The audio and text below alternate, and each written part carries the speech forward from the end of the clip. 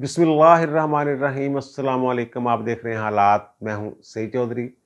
DGISI और DGISPR की मुश्तरका press conference, इसमें गैर मामूली क्या है, क्या नई बात की गई है, इसकी टाइमिंग क्यों अहम है, क्या इमरान खान के हवाले से कुछ अहम फैसले कर लिए गए हैं और वाक़यातन क्या फ़ौज जो है ये गैर जानबदार हो गई है। ये सवाल हर बंदा पूछ रहा है कि जो प्रेस कॉन्फ्रेंस है ये तो ऐसे लग रहा था जैसे PDM की बयानिए की हमायत में और इमरान खान के बयानिया के ख़िलाफ़ ये प्रेस कॉन्फ्रेंस है। साफ नज़र आ रहा था कि इमरान खान के हवाले से जो बातें की गई, उनके झूठ, फसाद और फिर अरशद शरीफ साहब के जो कत्ल के हवाले से बातें की गई और इशारे जो दिए गए, ये बड़ी अहम चीज़ें हैं जो आपके साथ शेयर कर रही हैं। और फिर DGISI को क्यों इस प्रेस कॉन्फ्रेंस का हिस्सा बनाया गया और क्या इस प्रेस कॉन्फ्रेंस से इमरान खान के लॉन्ग मार्च पर कोई असर पड़ेगा। और इमरान खान ने ज़ाहिर है लॉन्ग मार्च जो है वो आज जुमे को लिबर्टी चौक लाहौर से शुरू कर रहे हैं। और उन्होंने जनाब एक तरफ तो अरशद शरीफ साहब के कत्ल को वो बड़ा अफसोसनाक कह रहे हैं और बड़ा अफसोस का इजहार कर रहे हैं और बड़े सोगवार हैं। वो कह रहे हैं सोग मनाया जा रहा है। और जो लॉन्ग मार्च वाला बयानिया है उसमें अरशद शरीफ साहब वाला मामला भी वो शामिल कर रहे हैं। और वो बातें वो सारी आपके लिए मैं उनका नाम मैंने भेजा था, इसकी जान को ख़तरा था और मुझे इतला मिल गई थी और मुझे पता है वो उधर इशारा किया ना उन्होंने फ़ौज की तरफ, इसी वजह से तो फिर उन्हें प्रेस कॉन्फ्रेंस करनी पड़ी, अरशद शरीफ का पूरा वाक़या बयान करना पड़ा उन्हें। फिर उन्हें उसमें इशारे जो हैं वो किस तरफ जा रहे हैं, जो प्रेस कॉन्फ्रेंस की है ISI के DG और DGISPR ने। बहरहाल इमरान खान साहब एक तरफ तो वो सोग मना रहे हैं, दूसरी वो अभी जब मैं प्रेस कॉन्फ्रेंस कर रहा हूँ इससे कोई घंटा पहले वो लिबर्टी चौक तैयारियाँ देखने आए थे, तो वहाँ जनाब जश्न मनाया जा रहा था, हल्ला गुल्ला हो रहा था।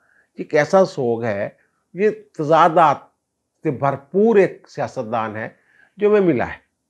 DGISI ने भी ये कहा है, इनके तजादात की बात की है कि जनाब इनके कौलो फेल में तो बहुत तजाद है। और अब इन्होंने खान साहब ने ये कह दिया है कि जनाब जो उन्होंने बयान जारी किया है, बयान उन्होंने कहा जनाब हम पुरअमन होगा हमारा एहतजाज, हम हुकूमत गिराने या बनाने नहीं जा रहे, तो हम तो हकीकी आज़ादी के लिए जा रहे हैं। अगर हुकूमत नहीं गिरानी तो फिर क्यों कभी कहते हैं जनाब मैं वहाँ हकीकी आज़ादी के बगैर वापस नहीं आऊँगा। दो बयानिए थे जनाब, इलेक्शन एक और दूसरा जो नया आर्मी चीफ है वो इन चोरों के हाथों नहीं बनना चाहिए। अब उसमें अरशद शरीफ साहब वाली बात भी आ गई। अरशद शरीफ साहब पे तो तहकीकात हो रही हैं, मामला चल रहा है और वो खुरा जो है वो इनकी तरफ आ रहा है, इनकी तरफ आ रहा है। और सुलेमान इकबाल ARY वाले जो है ARY के मालिक उनकी तरफ गया है। लेकिन ये कोई नहीं बता रहा कि क्या ये दो बंदों की ही साजिश थी या इसके पीछे कोई और भी था। फैसल वाडा की जो कल वाली प्रेस कॉन्फ्रेंस थी उसको भी ज़रा ज़हन में रखना है। और वहाँ जनाब हल्ला गुल्ला हो रहा है। और वैसे तो इन्होंने आज नमाज जनाजा भी पढ़ी है, अरशद शरीफ साहब की गायबाना नमाज जनाजा, तो वहाँ उसकी जो फुटेजेस हैं वो चल रही हैं और लोग एतराज़ कर रहे हैं कि जनाब नमाज जनाजा की अदायगी जो है खान साहब ने दुरुस्त नहीं की है। वो जो तकबीरें वगैरह होती हैं वहाँ बंदा भूल जाता है, कन्फ्यूज़ हो जाता है। आपको याद होगा कि जब 2014 में ये धरने दे रहे थे इस्लामाबाद में और तारुल कादरी साहब ने ईद की नमाज वहाँ पढ़ाई थी, तो उस वक्त भी ये भूल गए थे। मुझे लगता है कि इनके मामूलात में ना ईद की नमाज पढ़ना है ना जनाजे पढ़ना है, जनाजों में तो जाते ही नहीं हैं ये। आज पहली मरतबा ये कोई तस्वीर सामने आई है जब से ये इक़्तिदार में आए थे कि किसी की नमाज जनाजा पढ़ रहे हैं, वो भी गायबाना नमाज जनाजा। और वहाँ जो मैं जिक्र कर रहा हूँ 2014 वाला, तो तारुल कादरी साहब ने ईद की नमाज पढ़ाई, उसके बाद खुतबा होता है, वो खुतबा देने के लिए अभी उन्होंने शुरू भी नहीं किया था, खान साहब फौरी तौर पे उठे अगली साहब से और जाके माइक पकड़ लिया। तो फिर उन्हें बताया गया कि भाई जी ईद का खुतबा भी होता है, उसके बाद फिर आपने जो फरमाना है फरमा लीजिएगा। बहरहाल सरदस्ता बैठे और फिर खान साहब के जो मैं कहता हूँ ना मुकाफाती अमल, चोर चोर के नारे लग गए, गड़ी चोर के, ये उनको कहते थे। इन्होंने तो मस्जिद नबवी में हंगामा आराई करवा दी थी जब हमारे वज़ीर आज़म और उनका वफद जो है वो उम्रा की अदायगी के लिए गया था। और जब फिर वो मदीना शरीफ आए तो फिर इन्होंने वहाँ चोर चोर के नारे लगवा दिए थे, आपको याद ही होगा।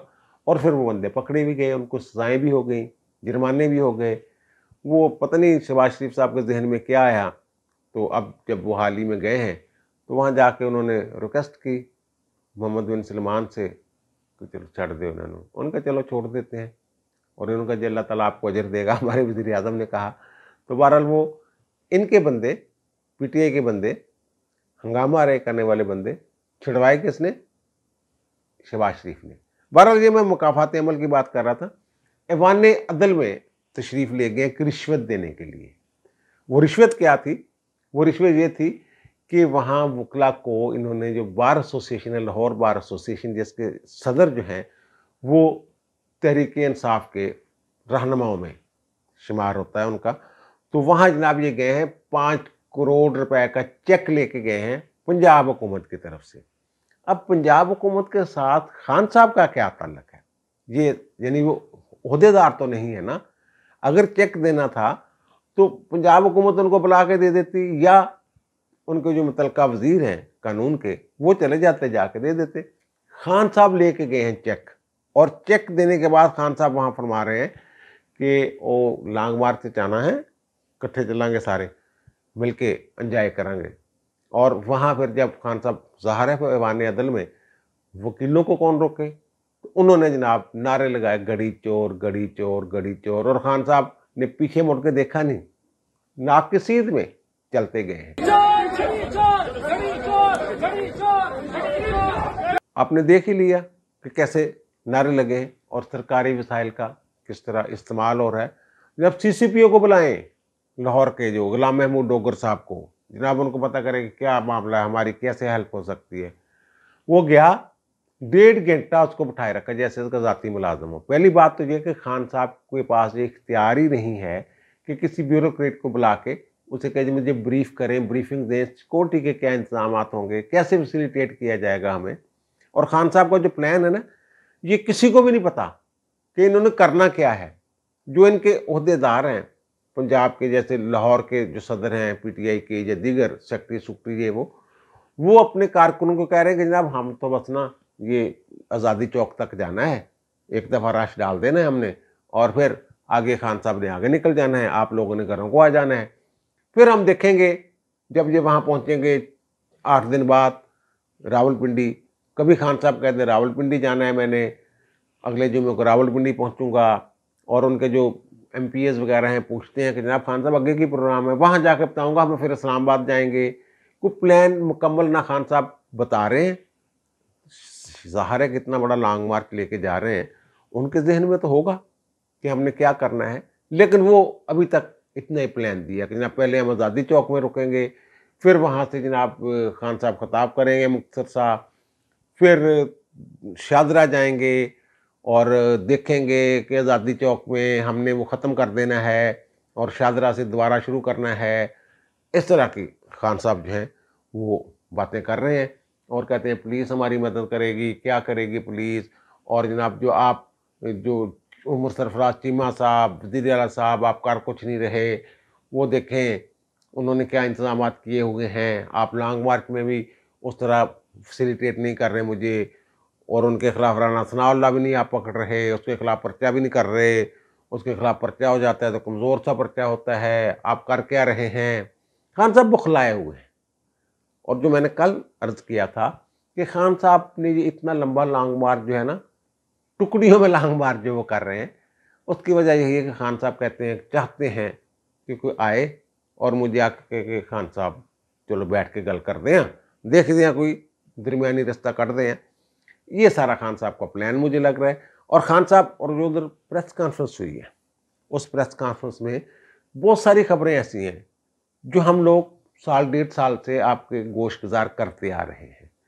मुख्तलिफ टीवी चैनल्स पे वो खबरें ब्रेक हो चुकी हैं, नशर हो चुकी हैं। अब उन तमाम खबरों की तस्दीक हो रही है DGISI और DGISPR की प्रेस कॉन्फ्रेंस में। अच्छा, ये गैर मामूली प्रेस कॉन्फ्रेंस, पहली मरतबा कैमरों के सामने DGISI ने प्रेस कॉन्फ्रेंस की है। वैसे तो सहाफ़ियों के साथ सहाफ़ियों के मुख्तलिफ वफूद होते हैं, 2-4 टोलियाँ होती हैं, ग्रुप होता है कोई, उनसे बात हो जाती है, इक्का दुक्का इनफरादी मुलाकातें भी हो जाती हैं, वहाँ बात भी हो जाती है। बहुत मरतबा ऐसे भी होता है कि वो मुलाकातें जो हैं वो प्रेस कॉन्फ्रेंस की शक्ल इख्तियार कर लेती हैं। मसलन जब 2005 की, मेरे ख्याल 2005 में ज़ल्ज़ला आया था आज़ाद कश्मीर में, तो उस वक्त कियानी साहब, अशफाक परवेज़ कियानी साहब DGISI थे, तो उन्होंने प्रेस कॉन्फ्रेंस के अंदाज में गुफ्तगू की थी, लेकिन वो कैमरों के सामने नहीं थी। वो जो मुलाकातें होती हैं उनमें बहुत सारी चीज़ें ऑफ द रिकॉर्ड हो जाती हैं। कुछ चीज़ें ऑफ द रिकॉर्ड बयान करते हैं कि जनाब ये छापना नहीं, कुछ ऑन द रिकॉर्ड होती हैं कि जनाब ठीक है ये आप छाप दें, मेरे नाम से छाप दें। और फिर जब एबटाबाद वाला सान्या हुआ था, वो ओसामा बिन लादेन वाला, तो तब जनरल पाशा ने सहाफ़ियों के साथ मुलाकात की थी। एक तरह ब्रीफिंग कह लें आप, या फिर आप कह लें कि प्रेस कॉन्फ्रेंस कह लें, क्योंकि वहाँ सवालात भी होते हैं। और फिर जो ये तहरीक लब्बैक वाला जब धरना हुआ था, तो जनरल फैज़ साहब ने भी सहाफ़ियों के इस बारे में ब्रीफिंग दी थी, वो ऑन रिकॉर्ड थी। लेकिन कैमरे के सामने सवाल जवाब लाइव कि पूरी दुनिया देख रही है कि क्या सवालात हो रहे हैं और क्या जवाब हो रहे हैं। ये पहली मरतबा DGSI, जो DGISI हैं, वो सामने आए हैं। और फिर ये क्या ज़रूरत पड़ी कि DGISI और DGISPR मुश्तरका प्रेस कॉन्फ्रेंस करें। DGISPR को काफ़ी समझा जाता है कि जनाब उन्होंने जो कहना होता है वो पूरी फ़ौज की तर्जमानी कर रहे होते हैं, इसमें ISI वही आ जाती है और दीगर जो अदारे होते हैं, MI भी आ जाती है, तमाम की वो कर रहे होते हैं नुमाइंदगी। तो यहाँ क्यों ज़रूरत पेश आई? तो मेरी इत्तला के मुताबिक जो हमारे DGISPR हैं, बाबर इफ्तिखार साहब, जो अब लेफ्टिनेंट जनरल हो गए हैं, वो उनका शुरू से ही वो कंफर्टेबल नहीं होते सियासी गुफ्तगू के हवाले से। मेरी इत्तला ये है कि उन्होंने पहले भी कहा है कि जनाब प्रोफेशनल बातें जितनी मर्जी मुझसे करवा लें, सिक्योरिटी के हवाले से जो मर्जी मुझसे करवा लें, आलमी तनाज़ुर में जो कुछ हो रहा है, आलमी मंजरनामे में जो कुछ होता है पाकिस्तान से मुतल्लिका, पाकिस्तान की सिक्योरिटी से मुतल्लिका, वो मुझसे जो आप कहते हैं, लेकिन वो सियासी बातें करना मेरे लिए थोड़ा सा मुश्किल है, कंफर्टेबल नहीं होते वो। तो इसलिए DGISI को भी ये मुख्तलिफ वजूहात के साथ साथ एक वजह ये भी है, आपने देखा होगा प्रेस कॉन्फ्रेंस में कि जो इमरान खान पे ज़्यादा चढ़ाई है और जो सियासी गुफ्तगू है ज़्यादातर, वो DGISI अंजम नदीम साहब ने की है। और फिर अंजम नदीम साहब को इसलिए भी कि मोहरे तस्दीक, ये जो साइफर वाली बात है, ये तो मुतअद्दिद मरतबा हमारे DGISPR कर चुके हैं कि जनाब ये एक ढकोसला है, ये सारी जालसाजी है इमरान खान की, वो साइफर में कोई धमकी साजिश है ही नहीं। तो DGISI को उसकी तस्दीक के लिए मेरा ख्याल है वो बैठे हैं, तो ज़ाहिर है उन्होंने फिर उसकी भी तस्दीक की। और DGISPR ने अरशद शरीफ के हवाले से भी ये कहा था कि ये पता करें कि उनको बाहर किसने भेजा है, किसने कहा कि तुम्हारी ज़िंदगी को यहाँ थ्रेट है। और फिर कीनिया में कीनिया जाने पे किसने मजबूर किया और इसका फ़ायदा किसको है, बेनिफिशरी कौन है इसका, ये सारी चीज़ें उन्होंने की थी। लेकिन साथ आज DGISI ने जब तस्दीक की है तो ज़ाहिर वो ज़्यादा मौसर और भारी एक बयानिया बन गया है कि जनाब ये देखें, ना सिर्फ वो कह रहे हैं बल्कि तस्दीक कर रहे हैं DGISI भी। और ये जो बात थी, मुख्तलिफ चीज़ों की उन्होंने तस्दीक की है। साइफर वाली बात जो हमारी हुकूमत करती आ रही है कि इमरान खान का एक झूठा बयानिया है, DGISPR भी इस पर कहते रहे हैं कि आप ये झूठ बोल रहे हैं, तो वो उन्होंने आज फिर ये कहा है कि 11 मार्च को ये हमारे आर्मी चीफ जनरल कमर जवेद बाजवा ने इमरान खान से साइफर का जिक्र किया, तो इमरान खान का कोई गल छो, यानी उन्होंने ईजी लिया इसको, उसको कोई अहमियत नहीं दी। मैंने अपने एक विलाग में ये खबर दी थी आप लोगों को, जब ये हुआ है तो नीचे कमेंट्स में बहुत सारे लोगों ने लिखा जनाब आप उल्ट कर रहे हैं, इमरान खान ने कहा था ये साइफर आया है और आर्मी चीफ ने कहा था ये कोई बात नहीं, ऐसे आते रहते हैं। ऐसे नहीं हुआ था, ऐसे ही हुआ है जैसे DGISI ने आज बताया कि जब साइफर आया था, आर्मी चीफ ने इमरान से जब उसका जिक्र किया, बात की साइफर पर, तो इमरान खान कोई गल नहीं यार इदा तो आते रहते हैं जो मैंने कहा था, तो वही उन्होंने कहा। और दूसरी बात ये जो अपोजिशन उस वक्त थी, जो अब हुकूमत है, ये कहते थे इमरान खान की प्लानिंग है कि इन सबको पकड़ के अंदर कर दें। इसकी तस्दीक की है DGISI ने। उन्होंने कहा कि आप मुझसे पूछा गया, पूछना किसने था, इमरान ने पूछा होगा कि मुल्क का सबसे बड़ा मसला क्या है, तो मैंने कह दिया जनाब के माशी मसाइल जो हैं, इस मुल्क की कमज़ोर मैशत जो है, ये इस मुल्क का सबसे बड़ा मसला है। तो इमरान खान वो कहते हैं, लेकिन उन्होंने इत्फाक नहीं किया मुझसे पूछने वाले जो थे, उनके नज़दीक मुल्क का सबसे बड़ा मसला अपोजिशन था कि इनसे जान छड़ाएं, इनको अंदर करें, यानी गलियां हो जन सुंजियां बिच मिर्ज़ा यार फिरे, ये वो चाहते थे। और इसकी उन्होंने तस्दीक कर दी है। और फिर वो कहते हैं कि जनाब, ये कहते हैं कभी हमें गद्दार कहते हैं, कभी न्यूट्रल्स कहते हैं, गाली बना दिया न्यूट्रल्स को, कभी जानवर कहते हैं, कभी हमें डर्टी हैरी कहते हैं, कभी कुछ जो भी इमरान खान ने कहा। उनका ये गद्दारी जो है, 35 साल हमने इस मुल्क की खिदमत की है, और क्या अब हम जाते वक्त गद्दारी का माथे पे क्लिंक लेके जाएं। वो कहते हैं कि हमें कमज़ोरियाँ हो सकती हैं, हमें गलतियाँ हो सकती हैं, लेकिन ना हम साजिशी हैं, ना हम गद्दार हैं। और उनका जब जो हमसे गलतियाँ हुई हैं ना, उनका खमियाजा हम भुगत रहे हैं। और वो कहते हैं हम खून से अपना चेहरा धो रहे हैं, अपने खून से। इस तरह की बातें की हैं। और वो तो उन्होंने तो काफ़ी दबंग लहजे में DGISI जो है, उन्होंने कहा जनाब, अगर ये हमारा सिपहसालार गद्दार है, जो सारे कहते हैं, इस पर बड़ी बातें हो चुकी हैं, गद्दार हैं, तो फिर आपने उनको एक्सटेंशन देने की बात क्यों की? आप एक तरफ रात को वो आते हैं, आप बंद कमरों के पीछे, बंद दरवाज़ों के पीछे से मुलाकातें करते हैं, और उनको रिश्वत के तौर पर, रिश्वत तो नहीं लफ्ज़ बोला उन्होंने, उन्हें आर्मी चीफ को कहा जाता है कि जनाब आपको गैर महीना मुद्दत के लिए एक्सटेंशन दे देते हैं। वो कहते हैं मैं उस जगह मौजूद था। अब ये आईनी पोजीशन, कानूनी पोजीशन को कुछ लोग बैठे हुए हैं कि वो कैसे हो सकता था। वो टिल फर्दर आर्डर का हुक्म कर देते, जब रिटायर हो जाते तो हो जाते। वो कहते 6-7 माह तो कंफर्टेबली आर्मी चीफ जो है वो निकल सकता था, उनको 1 साल की एक्सटेंशन मिल सकती थी रिटायरमेंट की उम्र के हिसाब से।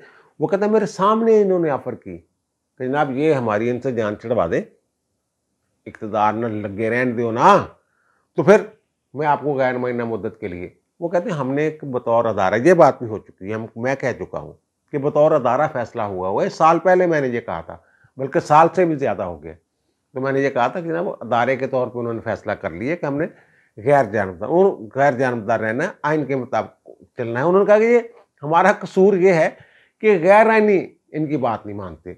ये मिले, मुझसे भी मिले, सिपहसालार से मिले, इनका हक है।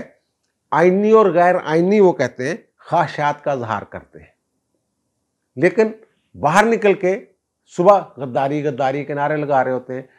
कभी हम जानवर कह देते हैं, कभी गद्दार कह देते हैं, कभी कुछ कह देते हैं। इस तरह की चीज़ें इन्होंने सारी जो हैं उनकी तस्दीक की है। जो खबरें आ रही थी पहले, ज़ाहिर है वो खबरें भी इन्हीं से निकलती थी ना, जब साफ़ियों के वफूद मिलते थे, इनफरादी मुलाकातें होती थीं, तो वहाँ उस तरह नहीं कह सकते थे, किसी अंदाज में वो खबर हम चलाते थे या छापते थे, या हमारे साफ़ी जिस लोग हैं टीवी चैनल्स में बैठे हुए वो बताते थे। और फिर वो कहते हैं जी मैं आया क्यों हूँ, हैरान होंगे आप इसलिए। वो कहते हैं कि जब जिस रवानी से ये बंदा झूठ बोल रहा है, या झूठ बोल रहा है, उन्होंने अगर मैं कह रहा हूँ इस बंदे की बात की है, तो फिर फसाद का खतरा हो जाता है। इतनी रवानी से जब झूठ बोला जाए और लोग गुमराह भी हो रहे हों, तो फिर फसाद का खतरा हो जाता है, और फिर चुप रहना मुनासिब नहीं होता। ये DGISI ने कहा है। और साथ ही उन्होंने जो बात की है, उन्होंने ये कहा है कि बिला ज़रूरत सच जो है ये भी शर फैलाता है। ये बड़ी अजीब बात है। इसका मतलब ये है कि बहुत सारे सच ऐसे हैं जो अभी बयान नहीं किए गए, वो सामने लाएंगे तो फिर मज़ीद हालात जो हैं वो ख़राब हो जाएंगे।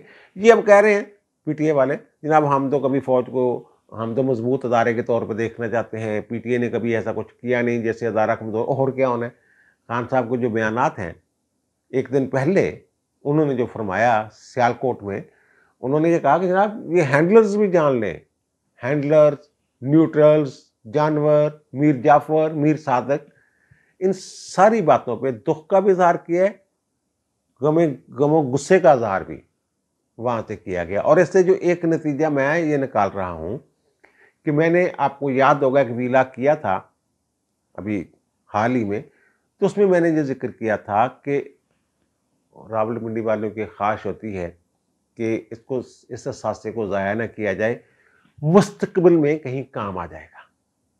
और खान साहब के बारे में उन्होंने ये फैसला कर लिया है कि ये असासा जड़ा ना एक कचरा ही आ, इन्हू बचाने का फायदा कोई नहीं, नुकसान।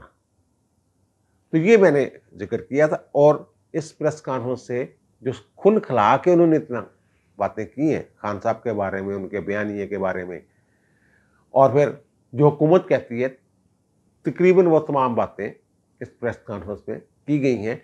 तो इसका मतलब यह है कि उन्होंने सरदस्त ये फैसला कर लिया है कि खान साहब को असासे के तौर पे हमने नहीं पालना, इसको अपने स्टोर में जमा नहीं रखना, इन्हों जान दो, इस काबिल नहीं। खान साहब के बारे में है कि बेतवारा आदमी है। अब खान साहब कह रहे हैं कि जनाब एक कभी कुछ बात करते हैं कभी कुछ, और जो लोगों को निकाल रहे हैं उसके लिए बयान जो उन्होंने जारी किए वो कहते हैं जनाब हम ना गवर्नमेंट गिराने जा रहे हैं ना गवर्नमेंट बनाने की तहरीक है, ये तो हकीकी आज़ादी की तहरीक है और ये तहरीक जारी रहेगी जब तक हकीकी आज़ादी हासिल नहीं हो जाती। इस तरह की बात खान साहब कर रहे हैं। और यानी कि ये चाहते ये हैं कि हम किसी तरीके से पुरअमन अंदाज में इस्लामाबाद में हमें दाखिला होने दिया जाए और वहाँ जाके फिर हम अपना करेंगे जो उन्होंने दाल दलिया करना होता है। जैसे 2014 में भी पुरअमन कह के गए थे ना, और फिर वहाँ जाके पीटीवी पे हमला, और फिर वज़ीर आज़म हाउस पे हमला करने की कोशिश, और पार्लियामेंट पे हमला, जो भी आपने देखा ही है ना सारा कुछ जो हुआ तो सब, वो इस पे एतबार नहीं कर रहे खान साहब। दूसरा ये जो बात की जा रही है कि जो ये कहते हैं कि हम जनाब आइन के मुताबिक चलेंगे 245 के तहत। हाँ, ये भी एक बड़ा पैगाम है खान साहब के लिए कि अगर 245 के तहत फ़ौज को तलब किया जाएगा तो फ़ौज आएगी और अमन अमा के लिए अपना किरदार अदा करेगी। इससे भी खौफजदा है। फैसलवाडा ने कल बड़ा डराया वैसे थे कि जनाब ये बड़ा खूनी लॉन्ग मार्च होगा, मैं जनाजे देख रहा हूँ, खून ही खून देख रहा हूँ। ये इन्होंने भी ये कहा कि हम अगर हुकूमत बुलाएगी तो हम आएंगे, और हमने ये अदारे के तौर पे फैसला कर लिया हुआ है कि आइन के मुताबिक ही चलना है, हुकूमतों के अखाड़ पछाड़ में शामिल नहीं होना है। लेकिन इनकी जो बातें इन्होंने की हैं, इमरान खां को, सारी बातें इमरान खां को हिट कर रही थी। इमरान खां के बयानिए को एक तरह से उन्होंने तबाह करके रख दिया इस प्रेस कॉन्फ्रेंस। तो फिर ये कहा जा रहा है कि फिर आप कैसे कहेंगे कि जनाब ये सियासत से दूर है, ये तो एक ख़ास पार्टी के पीछे पड़ गए हुए हैं, ये लोग बातें कर रहे हैं। तो वो मैंने यही सवाल किया किसी मुतलका बंदे से, तो उन्होंने कहा कि जनाब इसके अलावा चारा क्या था, इस मुल्क को हम तबाह होते हुए देखें, हम ना बताएं कि हकीकत क्या है। जो हर इल्ज़ाम जो है वो इस्टेब्लिशमेंट पे लगा रहा है जब बंदा, तो इस्टेब्लिशमेंट कब तक चुप रहे। और फिर उन्होंने गिला भी किया, हुकूमत का भी गिला किया, और वो तो ऑन रिकॉर्ड भी उन्होंने किया। वो उन्होंने गिला किया है कि जनाब ये जो हम आके बैठ गए हैं, हम रोज़ाना अपनी सफाइयाँ नहीं दे सकते, ये हुकूमत का काम है। हुकूमत क्यों सफाइयाँ नहीं दे रही? हुकूमत, वो भाई सफाइयाँ देते हैं, वो मानते ही नहीं है। अब दो बंदों की प्रेस कॉन्फ्रेंस को भी नहीं मान रहे, वो दो जर्नलों की प्रेस कॉन्फ्रेंस है, दोनों 3 स्टार जनरल हैं और बड़े इदारों के जनरल हैं, उनकी बात ही नहीं मान रहे हैं। वो कहते हैं नहीं जनाब ये सारा गलत है, मैं ठीक हूँ, बाकी सब ठीक है। और अरशद शरीफ साहब के हवाले से उन्होंने जो कह दिया कि वही जनाब कि इनमें इमरान खान साहब की जो जमात है, केपी हुकूमत ने, उन्होंने एक थ्रेट अलर्ट जारी किया अरशद शरीफ, और वो कहते हैं हमें वो हमारे साथ शेयर नहीं किया। फिर सरकारी प्रोटोकॉल पे उन्हें एयरपोर्ट से दुबई रवाना किया, और दुबई में वो कहते हैं किसी ने कोई मुदाखलत नहीं की, वो हमारे साथ राब्ते में था और वो वापस आना चाहता था। और फिर वो कहते हैं सलेमान इकबाल का इसमें क्या किरदार है, उसको वापस ला के उससे भी पूछे। और हमारे वज़ीर दाखिला कहते हैं कि जो खुर्रम और वक़ार वहाँ बंदे हैं, खुर्रम जो है ARY का मुलाजिम है। तो यहाँ तक तो चलो ठीक है कि चलो इन्होंने भेजा ये, लेकिन इससे ये कहाँ पता चलता है कि जनाब भेजने का मतलब ये था कि उसको वहाँ उसके साथ ये सानिया हो जाना है। ये तो नहीं, जो बंदा इनको इतला दे रहा था, इसके पीछे प्लानर कौन है? जो फैसल वाडा ने कल बात की थी, उसको भी ज़रा गौर में रखिए, ज़हन में रखिए। और इमरान खान साहब जो कह रहे हैं कि मैं इन चोरों को नया आर्मी चीफ मुकर्रर नहीं करने दूंगा, तो उससे क्या मतलब निकलता है, किस तरफ इशारा जाता है, इमरान खान को किसने ये पक्का किया कि जनाब यहाँ खतरा है इसकी जान का? ये सारी तहकीकात होनी चाहिए। और फिर हो सकता है खुरा जो है वो किसी और तरफ भी जा रहा हो, यानी ये 2 की बजाय ट्राइका हो, जो ये सारे, क्योंकि एक ने इक़्तिदार में आना है, वज़ारत उज़्मा उसको चाहिए, और फिर वज़ारत उज़्मा को सहारा देने के लिए कोई बैसाखी चाहिए, और फिर जो बैसाखी है उसकी भी, जो उसको भी एक उसका मनपसंद ओहदा मिल जाए और ये भी वज़ीर-ए-आज़म बन जाए। ये कुल लंबी कहानी है। ये देख लीजिएगा, जब सामने आएंगी चीज़ें तो फिर आप देखेंगे कि ये सिर्फ 2 बंदों की प्लानिंग नहीं है। कल मैंने अपने व्लॉग में इशारतन बहुत सारी चीज़ें कही थी। आप भी समझदार हैं, कमेंट्स में मैंने देखा आप लोगों ने बहुत सारे वो समझ गए थे मैं क्या कहना चाह रहा हूँ। अब भी समझ जाइए मैं क्या कहना चाह रहा हूँ। अब दीजिए इजाज़त, इंशाल्लाह दोबारा मुलाकात होती है नए व्लॉग के साथ। अल्लाह ताला आप पर, मुझ पर, हम सब पर मेहरबान रहे। अल्लाह हाफ़िज़।